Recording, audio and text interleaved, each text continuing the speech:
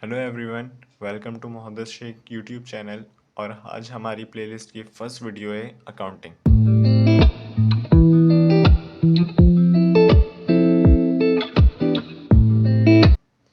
अगर हम अकाउंटिंग को दो वर्ड्स में समझने की कोशिश करें तो अकाउंटिंग को हम लैंग्वेज ऑफ बिजनेस कहते हैं। लैंग्वेज ऑफ बिजनेस क्यों?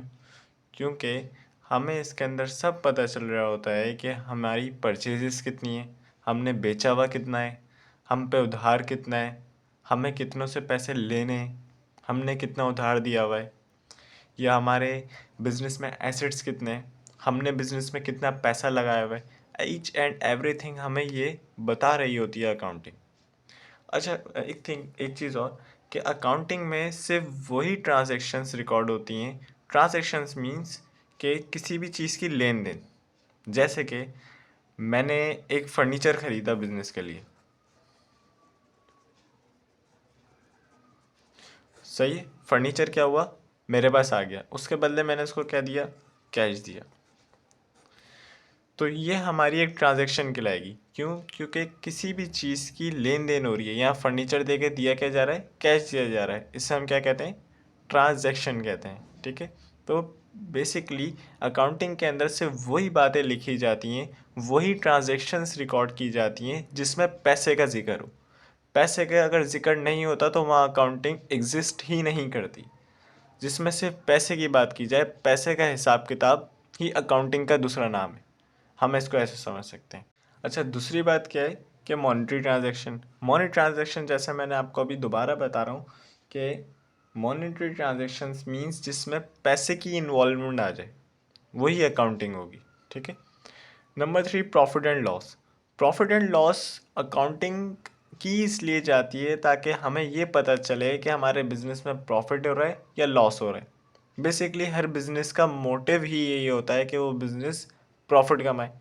तो अकाउंटिंग हमें एक सिस्टमेटिक तरीके से आगे चल के बताती है कि हमारा बिजनेस प्रॉफिट के अंदर है या लॉस के अंदर है। हमें पूरा डेटा मिलता है अकाउंटिंग के थ्रू। हर चीज़ हमें पता चल रही होती है कि हमारे खर्चों की वजह से बिजनेस लॉस में या हमारे सेल्स की वजह से बिजनेस लॉस में। हमारी सेल कम हो गई तो लॉस में चला गया, या खर्चे ज़्यादा हो गए तो लॉस में चला गया, या हमने सेल बहुत अच्छी करी तो प्रॉफिट हो। तो ईच एंड एवरीथिंग आपको अकाउंटिंग में पता चल रही होती है। नंबर 4 ये कि replace the memory. Replace the memory means कि आपके लिए ये बहुत मुश्किल हो जाता है कि आप हर चीज़ याद रखो कि भाई मुझे कितने बंदों से पैसे लेने। अब एक बिज़नेस में हंड्रेड्स ऑफ पीपल्स होते हैं जिनको हमने उधार दिया हुआ होता है, या हमें उधार दे उनको उधार देना होता है, जो हम पे लाइबिलिटीज़ होती हैं। लाइबिलिटीज़ क्या होती हैं? बेसिकली बिजनेस के ऊपर जो कर्ज चढ़ा हुआ होता है, डेट्स जिसे हम कहते हैं। बिजनेस के डेट्स हम क्या है, लाइबिलिटीज़ है। तो बिजनेस में थाउजेंड्स ऑफ ट्रांजैक्शंस होती हैं कि जिसके अंदर हमें याद रखना पॉसिबल नहीं है कि हमें किन किन से पैसे लेने, किन किन को पैसे देने, हमारे पास कितने एसेट पड़े हैं, हमारा स्टॉक कितना है, मर्चेंडाइज कितनी है। अच्छा, मर्चेंडाइज क्या कि जो हम बिज़नेस में दोबारा रीसेलिंग करने के लिए ख़रीदें उन्हें हम मर्चेंडाइज या गुड्स कहते हैं। ठीक है। तो कितनी मर्चेंडाइज पड़ी हैं, कितने हमारे एक्सपेंसेस हो गए।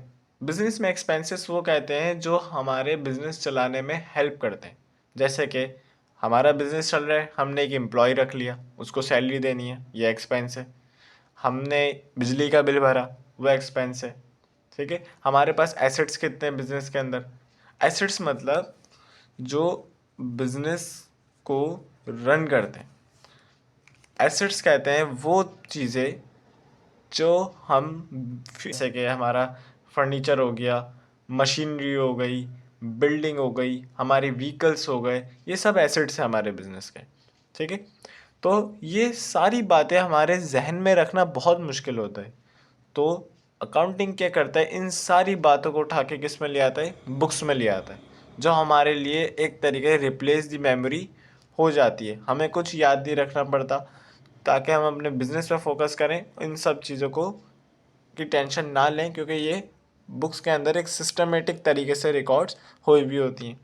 इसी तरीके से नंबर 5 है हमारा डेप्टर्स। डेप्टर्स क्या होता है कि वो बंदे जिनसे हमें पैसे लेने, इनको हम दूसरी ज़ुबान में अकाउंट रिसीवेबल भी कहते हैं। इन सब को हम इन सब से हमें पैसा लेना होता है, ठीक है। इन पैसे पे हमारा हक होता है, ये भी हमारा एसेट का अकाउंट है, कभी ना कभी तो मिलना ही है, पैसे आने ही हैं। अकाउंट रिसीवेबल हमारा एसेट का अकाउंट है। क्रेडिटर्स क्या होते हैं कि जिनसे हमने पैसा लिया हुआ है, यानी हम पे कर्ज है, हम पे डेट है, जो हमें इन फ्यूचर कभी ना कभी चुकाना है या अदा करना है। तो क्रेडिटर्स हम पे क्या होते हैं, एक लाइबिलिटी का अकाउंट होता है, हम पे बिजनेस के ऊपर एक लाइबिलिटी होती है, ठीक है। नंबर 7 होता है रिकॉर्डिंग। बिजनेस में आपको हर वो ट्रांजैक्शन रिकॉर्ड करनी पड़ती है जो पैसे से रिलेटेड हो, ठीक है। यानी आपको सारी चीज़ें रिकॉर्डिंग करनी होती है, फिर उनको क्लासीफाई करना होता है कि ये कौन से अकाउंट में जाएगी। कि अगर मैंने किसी से पैसे लिया है तो जाहिर सी बात है लाइबिलिटी के सेक्शन में जाएगी, मैंने कोई एसेट खरीदा है तो एसेट सेक्शन में आएगी, उसको क्लासीफाई करना है बेसिकली। अच्छा, एंड में क्या होता है, समराइजिंग। समराइजिंग मीन्स बिजनेस के अंदर थाउजेंड्स ऑफ ट्रांजेक्शन्स होती हैं। अब हम हज़ारों ट्रांजेक्शन सारी लिखने तो नहीं बैठेंगे, तो हमें उनको समराइज़ करना होता है, छोटा करना होता है और एक रिज़ल्ट निकालना होता है कि हमारा सारे इन ट्रांजेक्शन पे रिज़ल्ट क्या निकला एक फिजिकल ईयर में। फिजिकल ईयर क्या, अकाउंटिंग में एक फिजिकल ईयर होता है कि इस हर कंपनी का, हर ऑर्गेनाइजेशन का अपना अपना फिजिकल ईयर होता है। कोई 3 महीने का रखता है, कोई 1 महीने का रखता है, कोई 6 महीने बाद अकाउंटिंग करता है, कोई पूरे साल बाद अकाउंटिंग करता है। तो उसके बाद रिज़ल्ट क्या निकल रहा, सारा मैटर ये अकाउंटिंग करने का ये होता है कि आपके बिजनेस का रिजल्ट क्या आया, इंटरप्रेटिंग द रिजल्ट क्या होता है, ठीक है। तो रिजल्ट की बात हो गई, तो रिजल्ट में हमें ये सब पता चल रहा होता है कि हमारी इनकम है, लॉस है, हमारे एसेट्स कितने हैं, लाइबिलिटीज़ हम पे कितनी है, और हमारा खुद का पैसा कितना है बिजनेस के अंदर। खुद का पैसा मतलब जो ऑनर ने खुद अपने पास से इन्वेस्ट किया होता है, उसे हम अकाउंटिंग का कैपिटल वर्ड है जिसे हम कहते हैं जो ऑनर ने खुद पैसा लगाया हुआ होता है। अच्छा, अकाउंटिंग बेसिकली एक प्रैक्टिकल सब्जेक्ट है। इसमें सारी थ्योरी कम और प्रैक्टिकल्स बातें ज़्यादा हुई हुई होती हैं। और हम इसमें एक बहुत इंपॉर्टेंट बात करें कि ये हमारी पर्सनल लाइफ से अलग होता है। हम इसको एक बिज़नेस को अलग इंटिटी सपोज करते हैं। जैसे कि मैं आपको एक एग्जांपल दूं कि मैंने बिज़नेस में इन्वेस्ट किया 10 लाख, यानी मेरा कैपिटल कितना हुआ, 10 लाख का कैपिटल हो गया।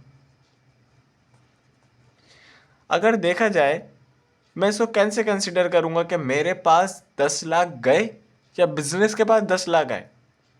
अकाउंटिंग के अंदर सिर्फ ये देखा जाता है कि बिजनेस को क्या मिला। हमारी पर्सनल लाइफ से बिजनेस की अकाउंटिंग का कोई लेना देना नहीं। जैसा कि मैं आपको थोड़ा सा और डिटेल में बताऊं कि 2% है,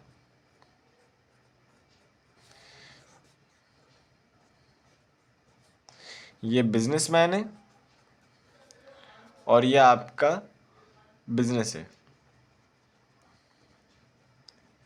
बिजनेसमैन ने बिजनेस को 10 लाख रुपए दिए, जिसको हमने कैपिटल का।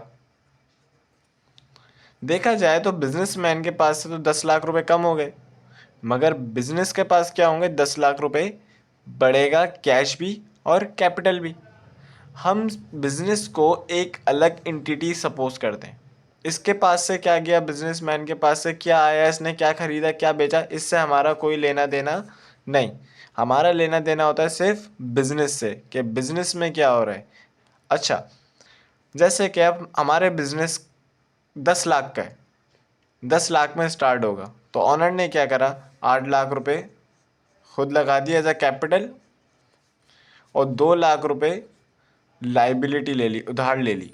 तो हमारा टोटल बिजनेस कितने का हो गया, 10 लाख का, ठीक है। अब ये जो 2 लाख लाइबिलिटी है वो बिजनेस मैन की लाइबिलिटी नहीं कहलाएगी, वो लाइबिलिटी कहलाएगी बिजनेस की, क्योंकि ये तो एक अलग एंटिटी हो गई। तो ये बात बहुत समझने की है कि बिजनेसमैन की ट्रांजैक्शन से हमें कोई लेना देना नहीं होता। हमें सिर्फ लेना देना होता है कि बिजनेस में क्या हो रहा है, बिजनेस में कौन सी ट्रांजेक्शन्स पास हो रही हैं, बिजनेस का क्या रिजल्ट आ रहा है, बिजनेसमैन कहीं भी पैसा लगा रहा हो उससे हमारा लेना देना नहीं। एट लास्ट हम ये देखते हैं कि हमारी इनकम हो रही है, प्रॉफिट हो रही है, कितना उधार है, कितना पैसा, ये सारी चीज़ें आपने अच्छे तरीके से आई होप समझ ली होंगी।